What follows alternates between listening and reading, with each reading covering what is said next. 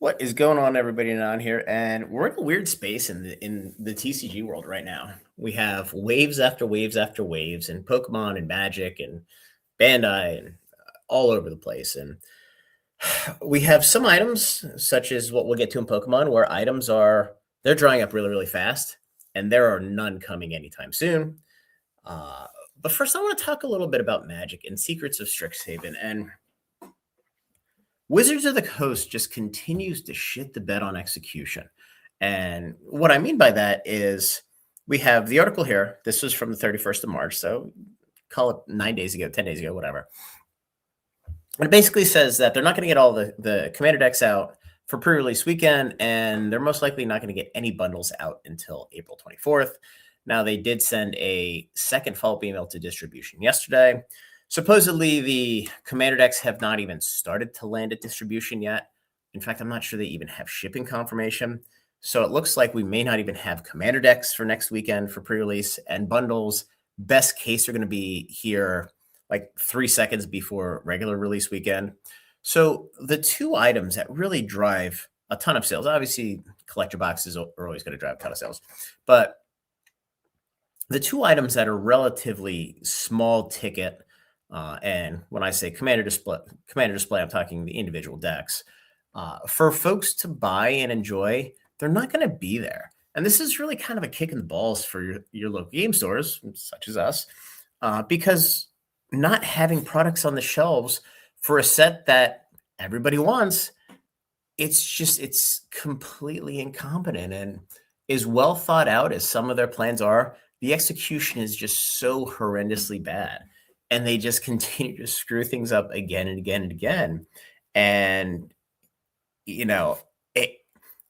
it matters, but it doesn't, because the game keeps growing and people keep buying it.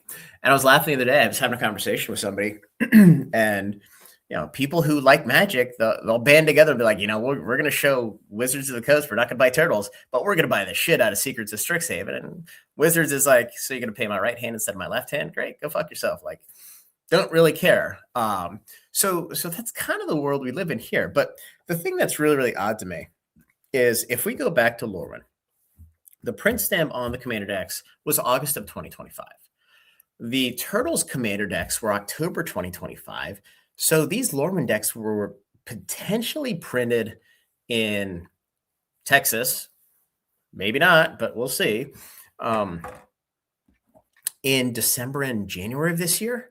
So unless I'm totally missing something, there's absolutely no reason why those should be delayed, unless, they were printed in Europe or printed in Japan, which kind of remains to be seen.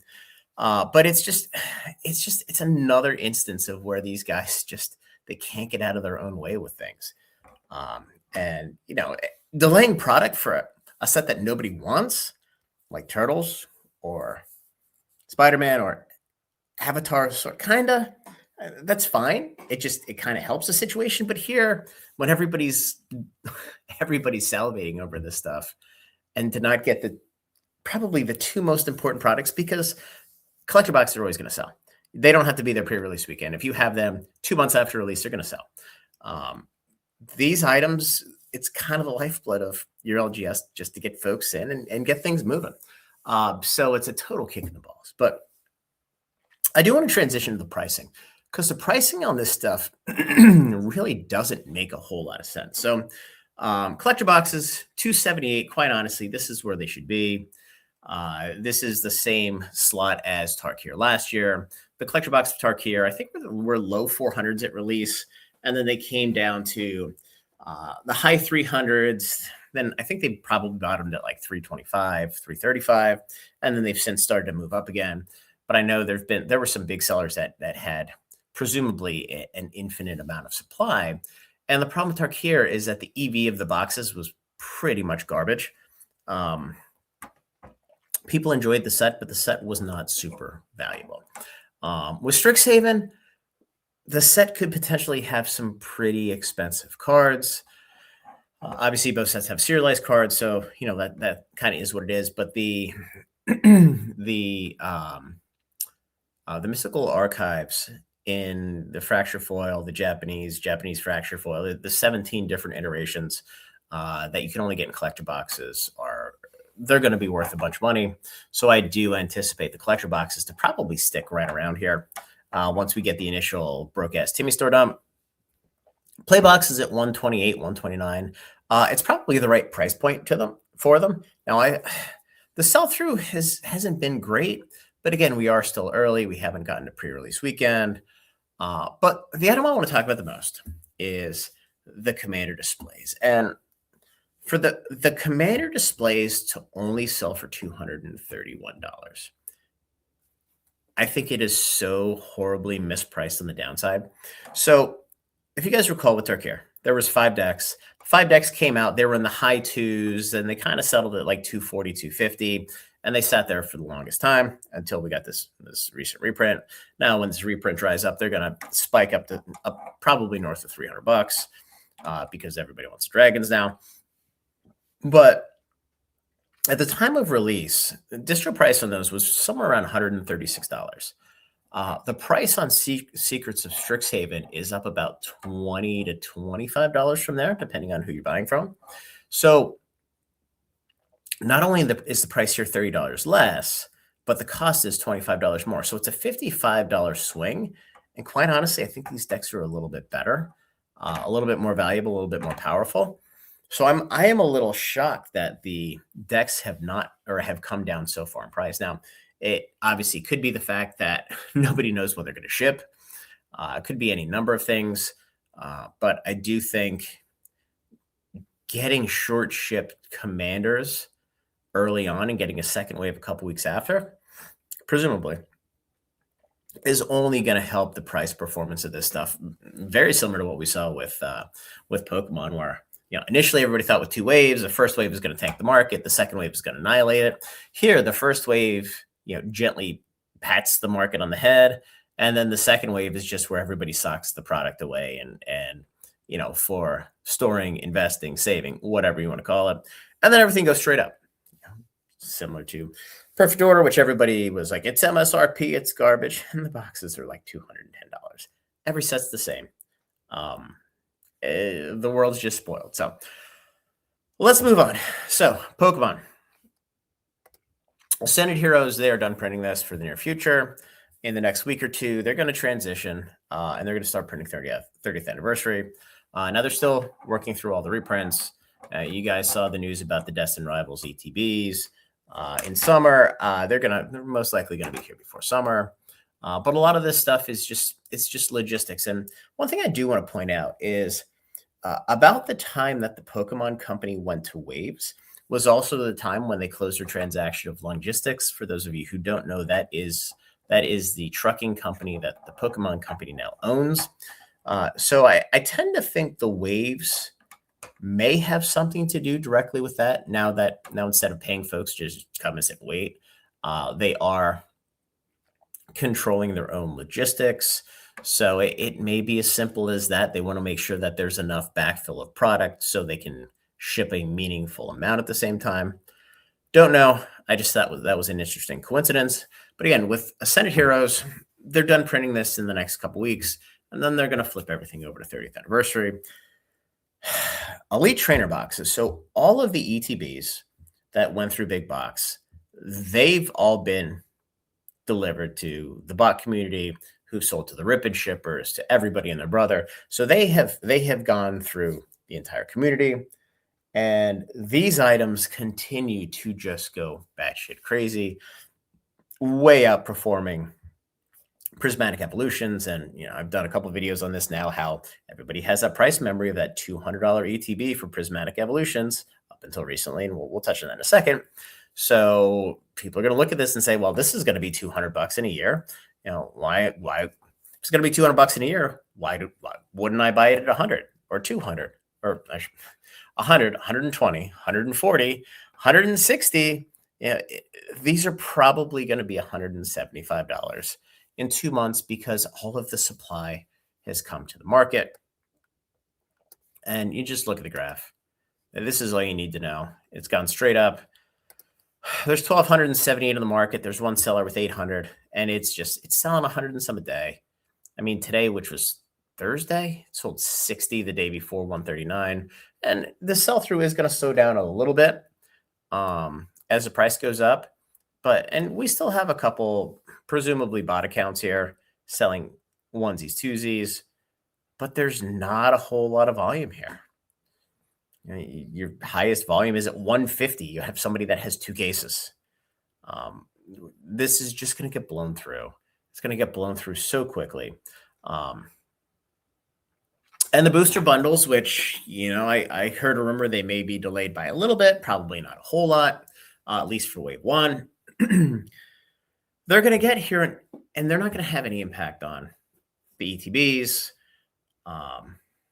Because quite honestly, people value ETBs greater than anything else in specialty sets. And it just is a fact of life. I've gone back and I've looked at pretty much all the specialty sets from 151 on, or 151 on, really back to Crown Zenith, and the ETBs just outpace everything. It doesn't matter the cards in the set, the price of the loose packs. People just want ETBs over everything else because they look cool. Except this one. This is ugly ass art, but that's okay. You can disagree. But these items, again, these have all shipped from distribution at this point. Wave 2's out through your LGS distribution, MJ, Excel. They have all that they're getting. Presumably at this time now, I'm sure there are some of these going to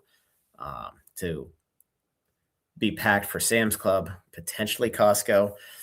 I do know that there are booster bundles that are going that way. No different than what we saw with Prismatic. It's not a leap, or even a difficult guess, if you will, to say that they're coming there. They are coming out, but I think with Ascended Heroes, we're in a very, very different spot where we were with Prismatic. For one, Prismatic hit the market all at one time, meaning all of the ETBs hit at the same time. Here you have multiple waves, and you had a lot of people that were scrambling with a way significantly more hype with Ascended Heroes about, hey, I got to get these cases. I got to put them away. We've seen what happened with 151. We saw what happened with Paldean Fates. Now we saw what happened with Prismatic. It's all going to do the same thing. So I think the level of buying to put away just continues to rise. The price, memory, and expectations of the general buying public has increased commensurate to what we're all expecting at this point in time. And we have the 800-pound gorilla in the room, which is the Pokemon Company needs to start printing for 30th anniversary. Because when the set comes out, presumably October, I know PokeBeach said September, and they lifted that from some of the sources in Japan, but that was September 16th, which is a Wednesday. October 16th is a Friday. So I'm guessing it's probably October. They're going to be printing the living shit out of 30th anniversary. And I'm not sure how much capacity they're going to have to do this, because they're going to have one of their facilities that's printing Mega 3, or pretty much done with Mega 3 now, printing Mega 4, which is your Chaos Rising, and printing Mega 5, which is Pitch Black. By the way, for those of you who didn't notice my subtle spoiler 2 weeks ago, probably 10 days before the news came out, that was there. Didn't make a big deal about it because, quite honestly, I don't really give a shit. So if you can get these, you should probably get them now. We are looking at an extended period of time, unlike what we saw with Prismatic, of getting more of these into the market. Speaking of absolutely insane poster collections, the loose packs themselves are still north of $11, which is absolutely fascinating. Prismatic Evolutions did kiss an 8 handle at one point in time, spent a lot of time in the 9s, but that's not happening with Ascended Heroes. And I think it's really the fact that there's been a magnitude or two greater of product that's been taken off the market, and it's been stored in a closet, in storage space, on a pallet somewhere, because everybody knows how the movie ends. Now, there might be a mass murder in the middle where the market crashes, but there's a little bit of resurrection over years into the future. So poster collections, and this is the shitty one. This isn't even the Lucario one. $118, $120. Now you have a couple giant walls here of 200, but you pull that 200 out, there's only 130 on the market. And granted, the second wave of these has been delivered from almost every distributor. So they are already in the market. And I think that's what people don't understand. A lot of stores, they'll come out, they'll sell the first wave, they'll make it their money back, their basis on their second wave, and then they'll just sit on the second wave and wait, and they'll sit on it and hold. And that's what we saw the last couple sets where everybody kind of expected the second wave to tank the market, and everybody already has their money made, their basis made back. They've made a margin that's quite honestly fantastic, and they don't have to dump product on the market because the big stores that are surviving have made so much money off TCGs in the bull market where they don't have to do anything. They can buy 4 releases of Pokemon, not sell a single box, and be perfectly fine and liquid. Now, the smaller stores, they're all screwed. The botters, they're generally speaking not super deep pocketed, which is interesting because they should be. But they're all dumping on the market as well. And that's what causes some of the push, some of the suppression prices here. But let's look at prismatic. So prismatic ETB cases have just about all pushed through from distribution to the stores that have gotten them. I think probably by the end of next week, everything's going to be out. And all of the big box stores, I guess there's some on Walmart tonight, but it's less than 1,000. It's basically the returns or the canceled orders or whatever. But look here, we went up, and again, this is all the churning when we got all the product in the market, which didn't happen last year was there wasn't a big 30th anniversary set coming at the end of the year. So it's going to be really, really interesting because this, look, you kissed $210, $220 here. Now it's pulled back to 168. You could probably get these around 150 if you want on Facebook, if you want to deal with that bullshit.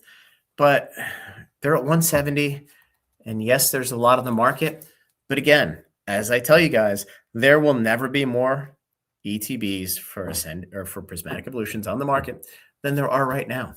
Because even if they dump another reprint at the end of this year, by the way, this set does rotate out in 11 months, 11 and a half months. So the clock's ticking. The print run isn't going to be nearly the size of what it is now. It's just not going to happen. And the new building isn't going to be completed in time for this to rotate out to probably print a single card, much less anything meaningfully. So that's where we're at. The market is absolutely insane. And it's going to be really, really interesting to see what happens with Chaos Rising, which is the May set. Then we have Pitch Black, which is the July set. It's kind of cool just to get these sets back to back to back. And yeah, the sets are smaller, but nobody cares. And if that Pitch Black set has a Dark Charizard in, yeah, hang on to your potatoes because those boxes are going to be $300 at release. So anyway, guys, that's all I got for tonight. Like the video, subscribe to the channel, join the Discord, and we'll talk tomorrow.